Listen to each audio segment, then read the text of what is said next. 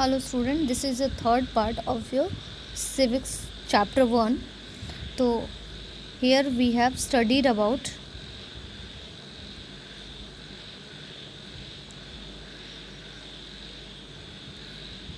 other kinds of equality. Okay, other kinds of equality we were studying. So let us study once again. Here, one of the more common form of inequality in India is the caste system. If you live in rural area India, your caste identify is something that you probably learned or experienced very young. If you live in urban India, some of you might think that people no longer believe in caste, but just look at these matrimonials shown from a leading English newspaper and you will see how important the issue of caste continue to be in the mind of highly educated urban India. तो India में जो inequality है, सबसे ज़्यादा जो common form में inequality है यानी असमानता है, वो है कास्ट सिस्टम. कास्ट सिस्टम यानी हिंदू, ब्राह्मण, शूद्र, वैश्य, किसी को हाई कास्ट कहना, लोअर कास्ट कहना, किसी को शेड्यूल कास्ट कहना. तो कास्ट के बिहाफ पर किसी को बांटना ये एक बहुत बड़ा इनइक्वालिटी है इंडिया में, जो मोस्टली हमारे जो ग्रामीण क्षेत्र हैं वहाँ बहुत ज़्यादा एक्सपीरियंस किए जा सकते हैं. अब लेकिन जो लोग शहर में रहते हैं वो ज़्यादा माइंड नहीं करते हैं, लेकिन आप ज़्यादा एक्सपीरियंस नहीं करोगे. लेकिन जब आप इन matrimonial here you can see that यहाँ some of the matrimonial sites are given here that the caste is how much important. Here you can see here alliance invited for 32 mms 5 feet 4 inch fair beautiful girl here and working in IT company Mumbai from MBA for working in Mumbai abroad from IT industry caste no bar ST excuse send BHP must. Okay यहाँ देखिए professor qualified beautiful tall girl for Gupta boy. Okay ये देखिए तमिल ब्राह्मण.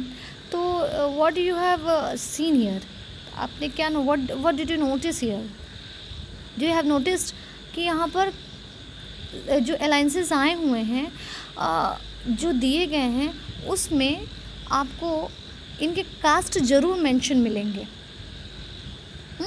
तो इसे आप जब देखेंगे तो आप समझेंगे कि ये how much it is emerge in Indian society. India के अंदर ही कितना ज़्यादा घुला मिला हुआ है ये कास्टिसिज्म, और इस कास्टिसिज्म की वजह से लोगों के साथ कितना भेदभाव किया जाता है, कितना उनके साथ गलत ट्रीटमेंट किया जाता है. यू कैन सी हियर ये चैप्टर भी इसी पर बेस्ड है. ठीक है, तो यहाँ पर है circle the reference to caste in matrimonial advertisement given above. अब आपके लिए एक छोटा सा काम है, ये वर्क है. ठीक है, फाइंड आउट दिस वन. ठीक है, कि आपको सर्कल करना है कि ये जो तीनों ये जो दिए गए हैं उसमें आपको फाइंड आउट करना है इनके कास्ट. ठीक है, आप कास्ट को पहचानिए और फाइंड आउट करिए. Now, one of the more common forms of inequality in India is the caste system. If you live in rural India, your caste identify in something that you probably learned or experienced very young. If you live in urban India, some of you might think that people no longer believe in caste. ठीक है, तो आपने अभी मैंने बताया आपको कि ज़्यादा विश्वास नहीं करते हैं शहर के लोग, लेकिन ग्रामीण वाले बहुत ज़्यादा इस चीज़ को में भेदभाव मानते हैं. But just look at these matrimonial. यहाँ आपने देख लिया, पढ़ लिया. Now this para we will read. Now let us read a story about experiences of a Dalit child attending school. अब हम एक छोटी सी स्टोरी पढ़ेंगे एक दलित बच्चे की, ठीक है, जब स्कूल वो जाता है, तो once we will read this one. You have already read about Dalit in class 6 book, sorry. Dalit is a term that the so-called lower caste uses to address themselves. Dalit means broken, and by using this word, lower caste are pointing to how they were and continue to be seriously discriminated against. देखिए यहाँ पर जो है, यहाँ पर आपने ये देखा दलित, दलित जो वर्ड आता है वो होता है, उसका मतलब होता है कि ब्रोकन, जो दबे कुचले लोग हैं, जो समाज के जो सबसे निम्न वर्ग हैं, उनको दलित वर्ग में रखा गया है। और उनके साथ किस तरह का व्यवहार किया जाता था, सीरियसली डिस्क्रिमिनेटेड अगेंस्ट, कितना ज़्यादा इनके साथ डिस्क्रिमिनेशन हुआ करता था, भेदभाव। तो यहाँ पर हम पढ़ेंगे Om Prakash Valmiki 1950-2013 is a famous Dalit writer. Om Prakash जो वाल्मीकि हैं, ये एक फेमस राइटर हैं, ठीक है, लेकिन ये दलित रहे हैं। इन हिज ऑटोबायोग्राफी, उनने अपनी आत्मकथा लिखी जूठन। जूठन में आपको देखने को मिलेगा कि ही rights, I had to sit away from the others in the class, and that too on the floor. The mat ran out before reaching the spot I sat on. Sometimes I would have to sit way behind everybody, right near the door. Sometimes they would beat me without any reason. When he was in class 4th, the headmaster asked Om Prakash to sweep the school and the playground. He writes, the playground was way larger than my small physique could handle, and in cleaning it, my back began to ache. My face was covered with dust. Dust had gone on inside my mouth. The other children in my class were studying and I was sweeping. Headmaster was sitting in his room and watching me. I was not even allowed to get a drink of water. I swept the whole day. From the door and windows of the school room, the eyes of the teacher and the boys was this spectacle. Om Prakash was made to sweep the school and the playground for the next couple of the day, and this only came to an end when his father, who happened to be passing by, saw his son sweeping. He confronted the teachers and then walking away from the school holding Om Prakash's hand, he said loudly for all of them to hear, "You are a teacher, so I am leaving now. But remember this much, master. He will study right here in this school, and not just him, but there will be more coming after him."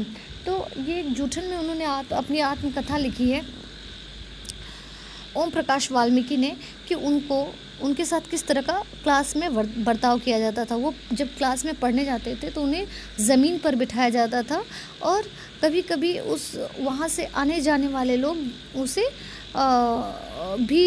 उसे ऐसा करने पर, वहाँ बैठने पर मजबूर कर देते थे, न बैठने के लिए मजबूर कर देते थे। तो उसे कभी कभी बहुत पीछे जाकर बैठना पड़ता था, इतना दूर क्लास में, कि उसे ब्लैक बोर्ड की जो चीज़ें लिखी होती थी उसे समझ में नहीं आती थी। हेडमास्टर उसके साथ जो बर्ताव करते थे वो बहुत बुरा करते थे। उसे पूरा स्कूल झाड़ू लगाने के लिए कहा उन्होंने, और उसने कंटिन्यूअस 2 दिनों तक वहाँ झाड़ू लगाया। और वो जो प्लेग्राउंड था वो इतना बड़ा था जितना कि वो कभी सोच भी नहीं सकता। वो जितना छोटा था उसकी सोच से कहीं वो बड़ा प्लेग्राउंड था। उसने लगातार 2 दिन तक झाड़ू लगाया वहाँ पर, उसकी सफाई की, लेकिन हेडमास्टर को दया नहीं आई। वो उसे देखा करते थे, जब वो बच्चों को पढ़ाया करते थे तो बच्चों के साथ साथ वो उस पर भी नज़र रखा करते थे। He wanted to show him that your position is there, not to be in class. तो इस तरह की जो डिस्क्रिमिनेशन थी, उन्होंने इस चीज़ को, जो एक्सपीरियंस था, उन्होंने अपने जूठन में लिखा। और ये तब तक होता रहा जब तक उसके फादर वहाँ से जब गुज़र रहे थे तो उसके फादर ने देखा कि उनका बेटा स्कूल में झाड़ू लगा रहा है और वो बुरी तरह से डस्ट से भरा हुआ है, उसके नाक, आँख, मुंह पूरे भरे हुए हैं। तो इससे उसके पापा, उसके जो पिता थे, फादर थे, वो स्कूल में आते हैं, उसका हाथ पकड़कर झाड़ू को फेंकते हैं और बोलते हैं कि आज के बाद ये झाड़ू नहीं लगाएगा, और यू आर द टीचर, आप लोग टीचर हो और इस तरह का बर्ताव करते हो। और आप लोग देखिए, ये बच्चा यहीं पे पढ़ेगा और भी ज़्यादा लोग आएंगे, और भी बच्चे, यानी उनके दलित बच्चे और भी आकर पढ़ेंगे, और देखता हूँ कौन क्या कर लेता है। तो इस तरह की जो चीज़ें थी, जिससे आपको समझ में आई होंगी कि कितनी बुरी कंडीशन थी। उस छोटे से बच्चों को क्या ज्ञान था? कोई ज्ञान नहीं था, लेकिन उसकी सेल्फ रिस्पेक्ट, उसके आत्मसम्मान को पूरा तोड़ने की कोशिश की गई। और उस हेडमास्टर जो थे, उसको ये रियलाइज़ करा रहे कि तुम्हारी पोजीशन क्लास में नहीं, तुम्हारी पोजीशन वहाँ है। तुम हमारे लिए काम कर सकते हो, नौकरी कर सकते हो, लेकिन तुम्हें पढ़ने का अधिकार नहीं है। तो दिस इज़ ऑल थिंग जो ओम प्रकाश वाल्मीकि फेस किया करते थे। कवर ऑफ ओम प्रकाश वाल्मीकि's book Joothan, which talks about his experience of growing up at a Dalit boy. तो ये जो जूठन है, ये दलित बॉय के जीवन कहानी पर बेस्ड है, जो उन्होंने जब बड़े हुए, छोटे से बड़े हुए, तो उन्होंने जो चीज़ें समाज में उनके साथ जो हुआ, उस चीज़ को इसमें उन्होंने बताया है, और बहुत ही मार्मिक स्टोरी है। ज़रूर इसे पढ़िएगा आप लोग। Why do you think Om Prakash Valmiki was being treated unequally?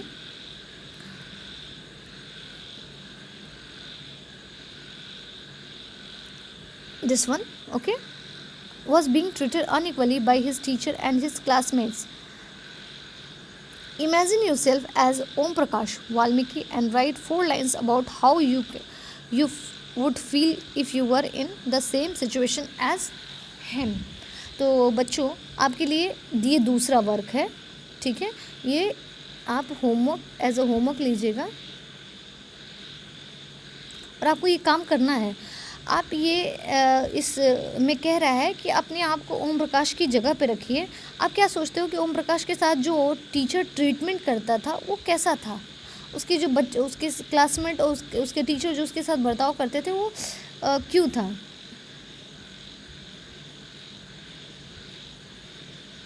Imagine yourself, अपने आप को वहाँ पर इमेजिन करिए, अपने आप को रखिए ओम प्रकाश की जगह पे, और फील करिए कि आपके साथ अगर ऐसी चीज़ें हुई होती तो आपको क्या फीलिंग आती। तो अपने मतलब अपनी लैंग्वेज में इसे आप लिखोगे, इसको भी, ठीक है, कि what you will feel if you will feel that situation. तो आपको कैसा फील होगा, आप क्या चाहोगे, आपके अंदर क्या चीज़ें होंगी। नेक्स्ट क्वेश्चन है, why do you think the Ansaris were being treated unequally? इसको मैं अभी जब पढ़ लूँगी इसको, तब आपको ये वाला क्वेश्चन भी दूंगी, ठीक है? सो द स्टोरी यहाँ पर, ठीक है? The second story is based on an incident that took place in one of India's larger city and is common practice in most parts of the country. It is a story about Mr. and Mrs. Ansari.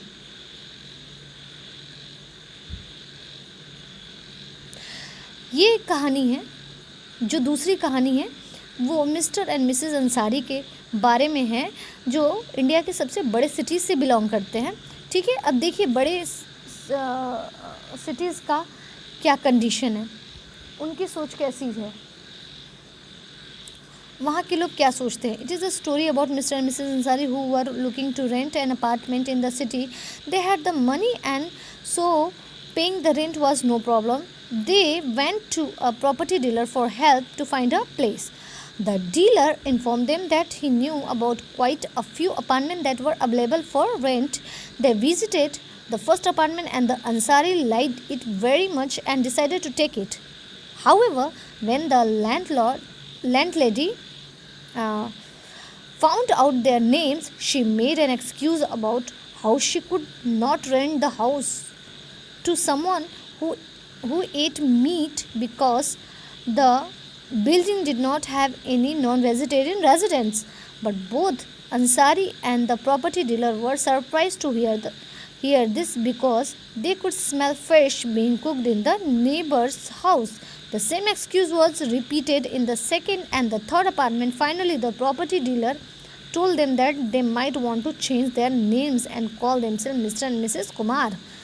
The Ansari were reluctant to do this and decided to look some more. In the end, it took a whole month of looking at apartment before they found a landlady who was willing to give them a place on rent. सी है student, यहाँ एक next story है Mr and Mrs Ansari के लिए जो अपना एक अपार्टमेंट खोजते हैं एक बड़े शहर में रहने के लिए, घर खोजते हैं, लेकिन उन्हें सिर्फ इसलिए नहीं दिया जाता है क्योंकि उनका जो सरनेम है वो अंसारी है, वो मीट ईटर है, मीन्स वो नॉन वेजिटेरियन है. वो जिस भी अपार्टमेंट में जाते हैं वहाँ लोग उन्हें मना कर देते हैं उनके टाइटल को देखने के बाद. और डीलर एंड जो डीलर रहता है, जो उन्हें ये रूम्स बताया रहता है कि आप यहाँ देख लीजिए, रूम यहाँ अवेलेबल है, तो वो और मिस्टर एंड मिसेस अंसारी